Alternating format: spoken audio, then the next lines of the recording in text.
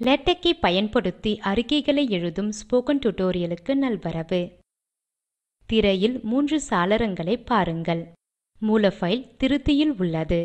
நான் பயன்படுத்துவது இமேக்ஸ் திருத்தி. டெர்மினலில் மூல பைலை தொகுத்து பிடிஎஃப் பைலை உருவாக்கி பிடிஎஃப் ரீடரில் பார்க்கிறேன். இது பிடிஎஃப் பைலின் சமீபத்திய பதிப்பை காட்டுகிறது. நான் பயன்படுத்தும் பிடிஎஃப் ரீடர் ஸ்கிம். இது மேக் ஓஎஸ் எக்ஸில் வேலை செய்கிறது.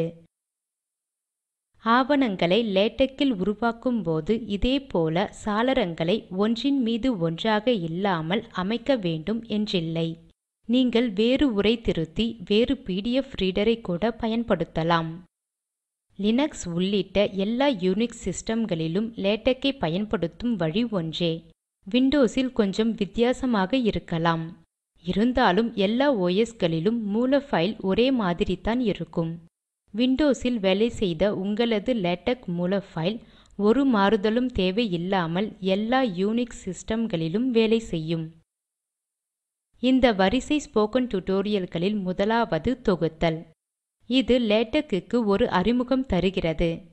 அதை இதுவரை நீங்கள் பார்க்கவில்லை எனில் இப்போது அதை பார்ப்பது நல்லது. நான் பயன்படுத்துவது 12 பாயிண்ட் உரை அளவு ஆர்டிக்கிள் கிளாஸ். நான் செக்ஷன், சப்செக்ஷன் மற்றும் சப்செக்ஷன் ஆகியவற்றின் தலைப்புகளை வரையறுத்திருக்கிறேன். வெளியீட்டில் பொருத்தமான இடங்களில் அவற்றின் ஆர்குமென்ட்களை பார்க்கலாம். ஒவ்வொரு செக்ஷன் தலைப்புகளின் விசேஷ அம்சங்களையும் பாருங்கள். மூல பைலில் வெற்று வரிகள் இருந்தால் வெளியீட்டில் மாறுதல் இராது. இங்கே சில வெற்று வரிகளை சேர்க்கிறேன். சேமிக்கிறேன். தொகுக்கிறேன். வித்தியாசம் ஏதுமில்லை. முன்னிருந்தபடியே மாற்றி தொகுக்கிறேன்.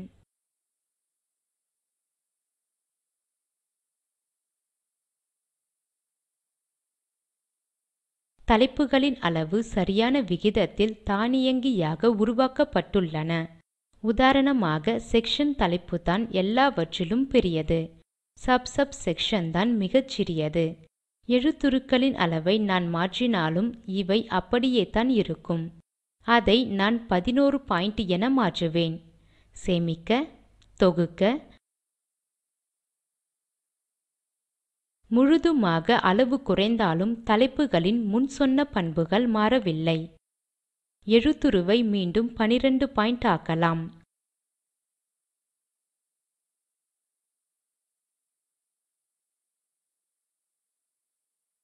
தலைப்புகளின் இன்னொரு முக்கிய இயல்பு தானியங்கி செக்ஷன் எண் உருவாக்கம். உதாரணமாக இங்கே இன்னொரு சப்செக்ஷனை சொருகுகிறேன்.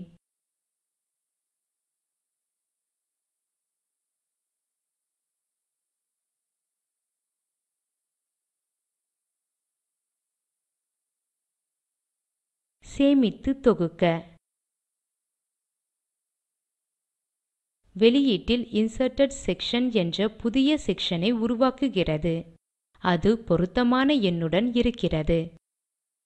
சுருக்கமாக சொல்ல இட அமைப்பு, அளவு, தனித்தன்மை, அதாவது தலைப்புகள் தடிமனான எழுத்தில் இருப்பது போன்றவை எல்லாம் லேடெக்கால் தானியங்கியாக செய்யப்படும்.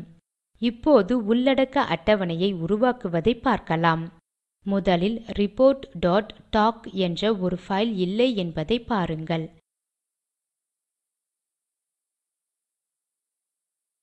இதோ இங்கே அது அப்படி ஒரு பைல் இல்லை என்கிறது.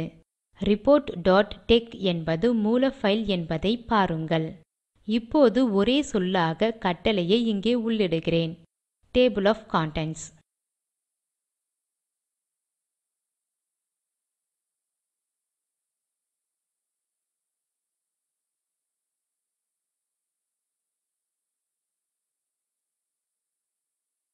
சேமித்து தொகுக்க. தொகுத்தபோது கன்டென்ட்ஸ் என்ற சொல் மட்டும் வெளியீட்டில் காணப்பட்டது. ஆனால் வேறெதுவுமில்லை. ஆனால் இப்போது report.டாக் என்று ஒரு பைல் உள்ளது.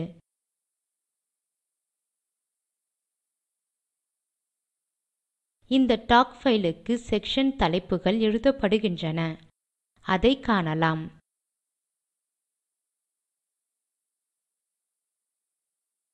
நான் இதை இப்போது மறுதொகுப்பு செய்கிறேன். எல்லா தலைப்புகளும் கன்டென்ட்ஸ் பக்கத்தில் சரியான எண்களுடன் இருக்கிறது. இங்கே பக்க நம்பர் 1. இது உள்ளடக்க அட்டவணையில் இருக்கிறது. இந்த ஆவணத்தில் ஒரே ஒரு பக்கம் மட்டும் இருக்கிறது. இந்த இருமுறை தொகுப்பது தலைப்புகளில் செய்யும் மாற்றங்களுக்கு பொருந்தும். இங்கே இன்னொரு தலைப்பை சொருகுகிறேன். அதை மாடிஃபைட் செக்ஷன் என்று பெயரிடுகிறேன்.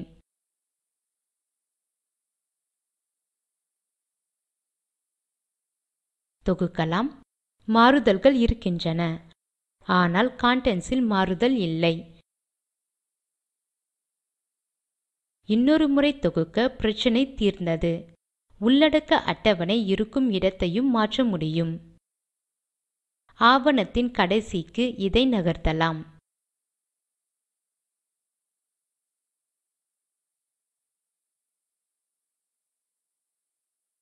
தொகுக்கலாம். இப்போது அது ஆவணத்தின் கடைசிக்கு வந்துவிட்டது. இதை திருப்பி மேலே கொண்டு வந்து விடுவோம்.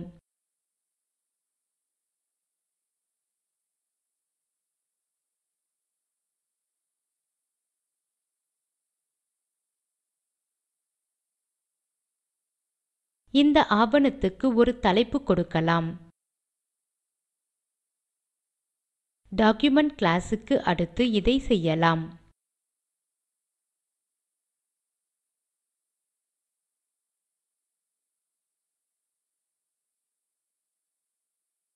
ஆசிரியர்.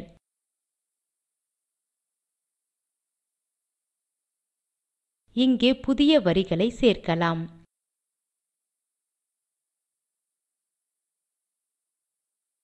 தேதி இன்றைய தேதி. பின் முதலில் உருவாக்கியது 13th July 2007.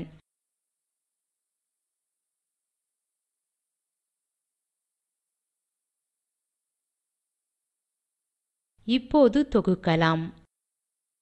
மாற்றங்கள் ஒன்றும் இல்லை, ஏனெனில் இன்னும் லேடக்குக்கு இந்த தகவலை செய்ய வேண்டியதை சொல்லவில்லை. ஆகவே நான் டாக்குமென்ட்ஸுக்கு அடுத்து மேக் டைட்டில் கட்டளையை சேர்க்கிறேன். தலைப்பு வரவேண்டும் என விரும்பும் இடத்தில் ஒரே சொல், அது ஆவணத்தின் ஆரம்பத்தில். தலைப்பு இப்போது வெளியீட்டில் வந்துவிட்டது. இப்போது இந்த ஆவணத்தின் கிளாஸை ஆர்டிக்கிளில் இருந்து ரிப்போர்ட் என மாற்றி பார்க்கலாம். இங்கே அதை செய்கிறேன்.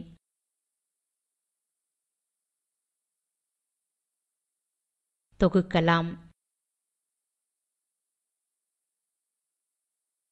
தொகுத்தால் தலைப்பு ஒரு முழு பக்கத்தில் வந்துவிட்டது.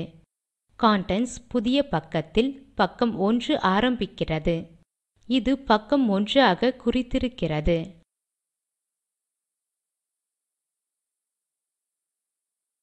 வேறு விதமாக சொல்ல, தலைப்பு பக்கத்துக்கு எண் இல்லை. செக்ஷன் தலைப்பிலும் சைபர் என்று எண் இருப்பதை பாருங்கள். ரிப்போர்ட் கிளாஸுக்கு அத்தியாயங்கள் இருக்க வேண்டும். நாம் அப்படி எதையும் குறிக்கவில்லை. அதனால் அது முன்னிருப்பாக 0ஐ பயன்படுத்தி இருக்கிறது. சப் செக்ஷனில் எண் எதுவும் இப்போது ஒட்டி இல்லை. கன்டென்ட்ஸில் உள்ள தகவல் சரியில்லை. பழைய எண்களே காணப்படுகின்றன. இதை சரிசெய்ய மீண்டும் தொகுக்க வேண்டும். இப்போது புதிய எண்கள் உள்ளன. இப்போது ஒரு அத்தியாயத்தை துவக்கலாம்.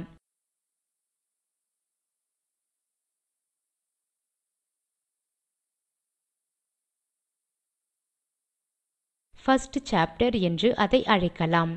2 முறை தொகுக்கலாம். கன்டென்ட்ஸ் மாறவில்லை, ஆனால் வேறு சிலது காணாமல் போய்விட்டன. காரணம், சாப்டர் கட்டளை ஒரு புதிய பக்கத்தை துவக்குகிறது. அடுத்த பக்கத்துக்கு போய் அதை உறுதி செய்து கொள்ளலாம். புதிய பக்கத்தில் தெளிவாக சிறப்பாக சாப்டர் என்ற சொல் வருவதை பாருங்கள். இதோ பாருங்கள். இங்கே திரும்பி வரலாம். இதை தொகுக்கிறேன். மீண்டும் புதிய அத்தியாயத்தின் தகவல் contents-இல் வருவதை பார்க்கலாம். பிற்சேர்க்கைகளை சேர்க்க நினைத்தால் உள்ளிட வேண்டிய கட்டளை appendix. appendix அதில் ஒரு அத்தியாயத்தை ஆரம்பிக்கிறேன்.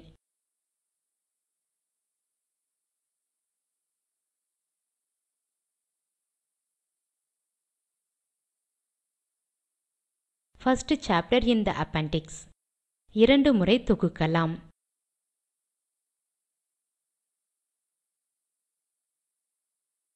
முதல் அத்தியாயம் இங்கே வந்து விட்டதை காணலாம்.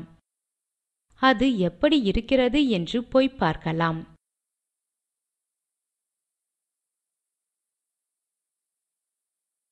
Appendix A புதிய பக்கத்துக்கு நகர்ந்து விட்டது. மேலும் மொத்த பக்கங்கள் 4 ஆகிவிட்டது. Appendix என்ற சொல் இங்கே காணப்படுகிறது. இன்னொரு அத்தியாயம் சேர்க்கலாம்.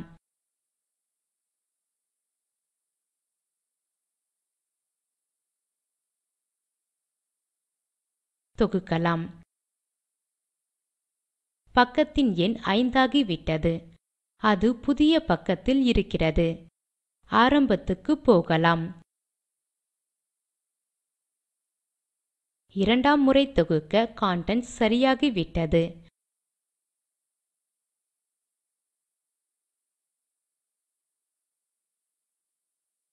ரிப்போர்ட் class-ஐ article-ஆக மீண்டும் ஆக்க நினைக்கலாம்.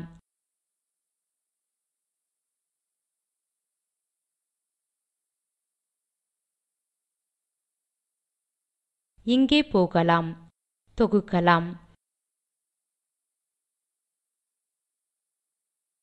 தொகுக்கும் போது லேடக் ஏதோ தவறு இருக்கிறது என்கிறது.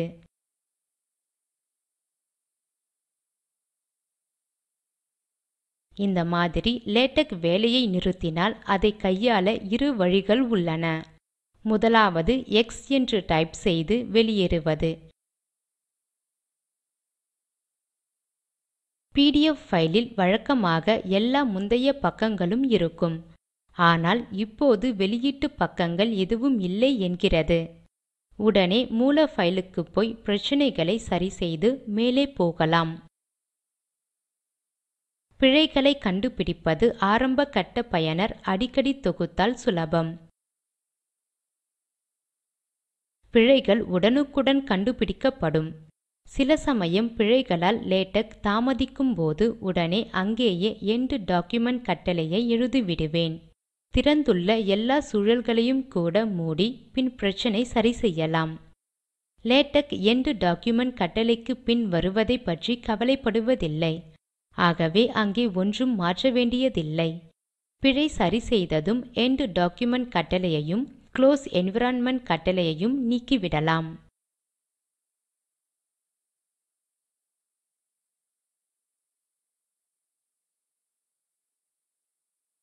இரண்டாவதாக லேடக் பிழையைக் கண்டு தாமதிக்கும் போது அதை உதாசீனப்படுத்தி மேலே போகும்படி சொல்லலாம். இதற்கு ரிட்டர்ன் அல்லது என்டர் விசையை அழுத்த வேண்டும். அதைத்தான் இப்போது செய்தேன். இப்போது நமக்கு 2 பக்கங்கள் இருக்கின்றன.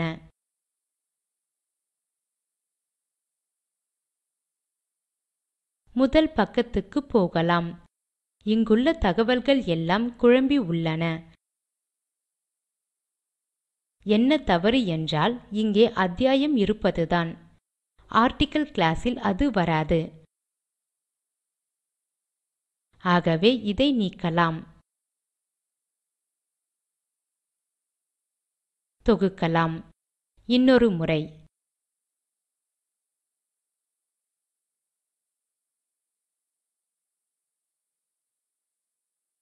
அது புகார் செய்கிறது.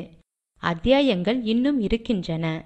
அவை உள்ளடக்க பட்டியலிலும் பிற்சேர்க்கையிலும் இருக்கின்றன என்பதே புகார். ஆகவே அவற்றையும் நீக்கிவிடலாம். தொகுக்கலாம்.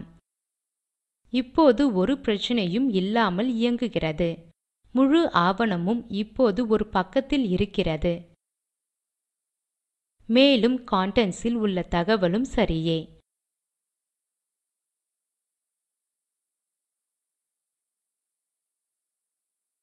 மூல ஃபைலுடன் விளையாடி பாருங்கள். உதாரணமாக புதிய செக்ஷன்களை சேர்ப்பது, புதிய சப்செக்ஷன்களை சேர்ப்பது, உரையில் புதிய சப்செக்ஷன்களை சேர்ப்பது, அனுபந்தத்தில் சேர்ப்பது, ரிப்போர்ட் பாங்கை மாற்றுவது எல்லாம் செய்து பாருங்கள். கட்டளைகளை மீண்டும் மீண்டும் செய்து பாருங்கள். நன்றாக பழக்கமாகும் வரை செய்யுங்கள்.